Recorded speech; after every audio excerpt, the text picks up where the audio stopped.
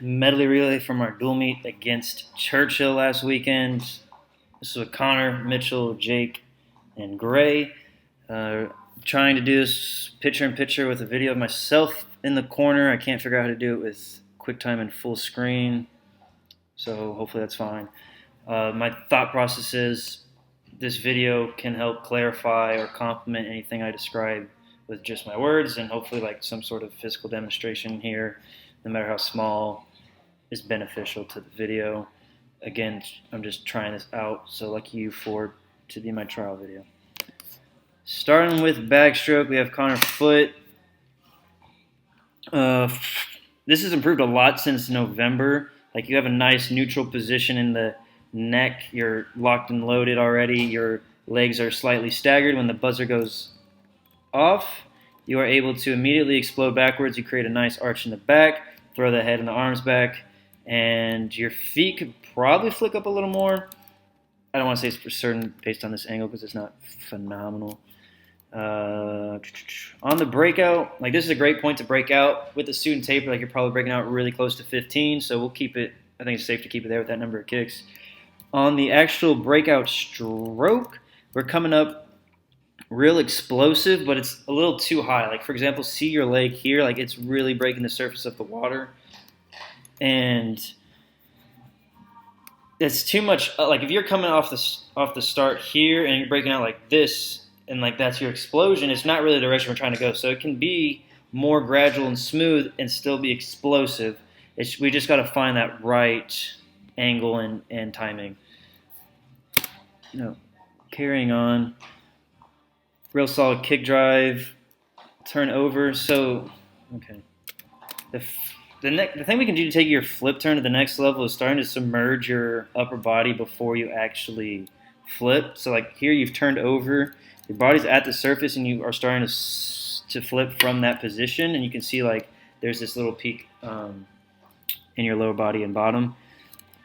And you come over real low, which is good. But submerging your body right before you actually flip, your upper body is going to allow you to push off in a real straight position and immediately be where you want to be to take your dolphin kicks. Like you see here, you're really shallow on this first kick, and the other kicks, like, it's you trying to like recover from that. And not that you do this to this degree every time, but we got to set ourselves up better to really utilize the underwaters, which are obviously a strength of yours. This breakout is better than your starting breakout was. Obviously, you're like more calm and tired in this position, so it's not like to the same degree of power that your start was.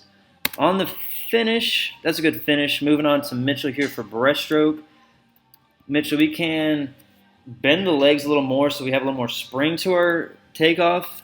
The arm swing is generally fine, but you really don't take a step. Like, your foot here,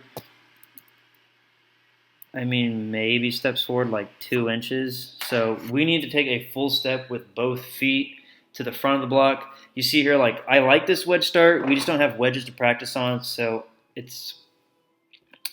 need to take the 2-foot start, 2-step forward start for now. Well, we're not going to see your dive or your underwaters.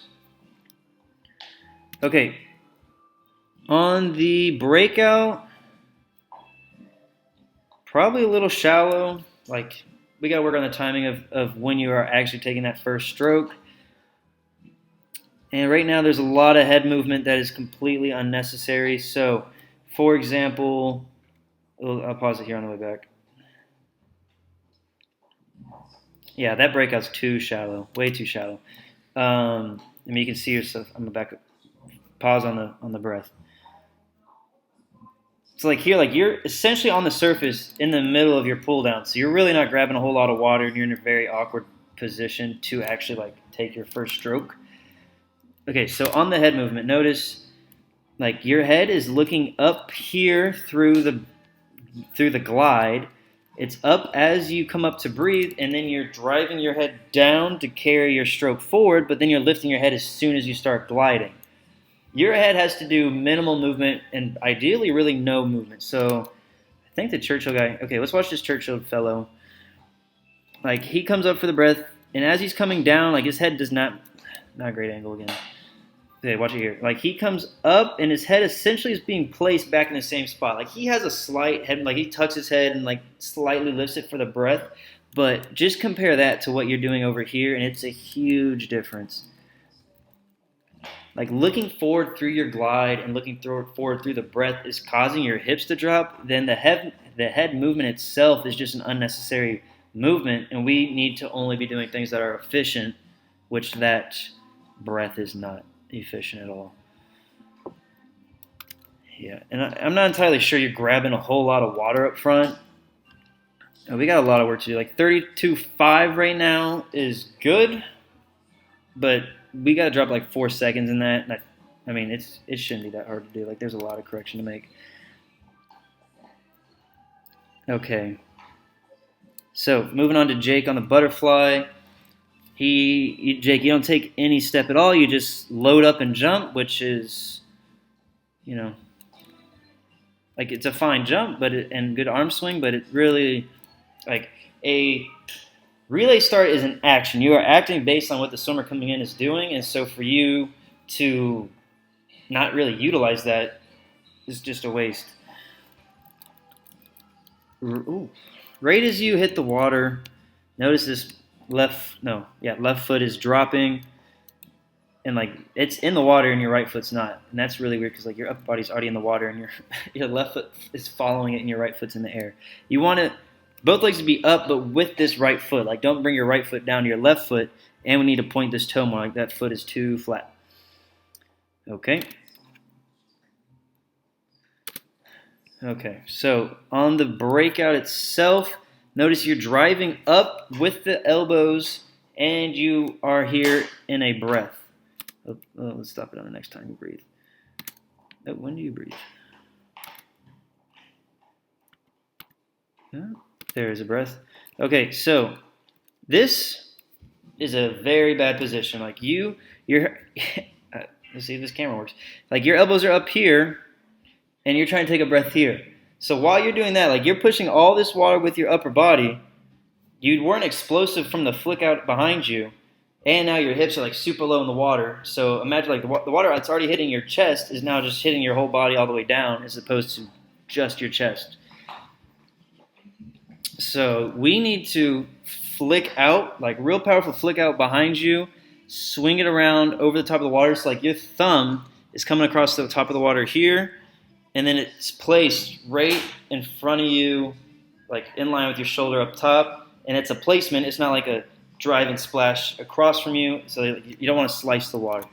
So as you see when you're coming in the water, like you're bent here, and then you're bending and like throwing yourself down this way with a bent elbow. And so you're doing a lot of up and down with your swimming as opposed to trying to go in a straight line across the pool.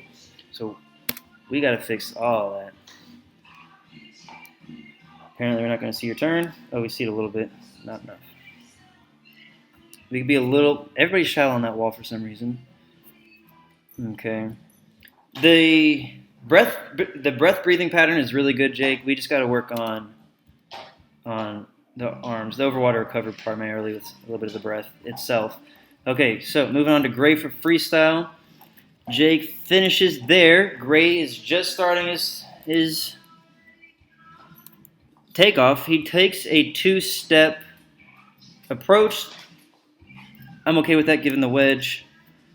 But we really have, like I just said with Jake, like it's an action based on the swimmer coming in, but this is probably even slower than you would react from just taking a flat start and the buzzer going off. Like Jake is on the wall. He's like here chilling out. You're still on the blocks. Like my man is stopped. He's straight up and down. You're still on the block, still on the block. Here you're finally getting off the block. Jake might as well have already taken off his goggles at this point. All right, pretty clean entry with the upper body, a little flat on the lower body. Yep. Okay. So on your swimming, like real powerful from the legs, and the arms are super short. Ooh. Super short arms. So let's take a look. Like you're hitting the water, you're coming over super low, and then you're hitting the water like right by your head, a little bit ahead of your head. Maybe it's easier to see with the right arm here. Yeah. So look at this position that your arm is hitting the water. Like you're barely like making the space for your head to fit. We need to be way longer, and so maybe that comes with more rotation or something. I don't know. When you take a look at it in practice, but like, there's no reason for you to be hitting the water here when you could hit the water way up here. So think about, like, if you hit the water here, you're only pulling water from this point to your hip, as opposed to if you hit the water here, you're going to catch the water from all the way up here to your hip.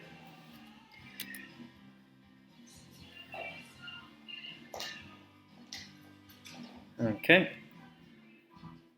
Oh, what? So the last stroke of the race. So you're swimming like super short arm strokes the whole way. Last stroke right here, a straight arm stroke. And it was flat. Okay. So think about this. Like, if the wall is here, and I'm trying to go from here to the wall, this is the fastest point, right? A straight line. Your last stroke, and the only stroke you take like this, you'd make a whole circle that's going to come around to get here, and you're flat. Like Coach Collins does this all the time in practice. Like, if you're here, like, look, I'm square on my shoulders. I can't touch the camera. I don't move my body forward at all. I'm right here. If I just turn my hip, now my thumb, like my whole hand is past the camera basically, and I didn't actually move forward at all. So we need to rotate, take that last stroke straight to the wall. Moving on to the splits, we have 23-7 on Connor, 32-5 on Mitchell, 26-3 on Jake, and 25-5 on Gray. Solid start to the season.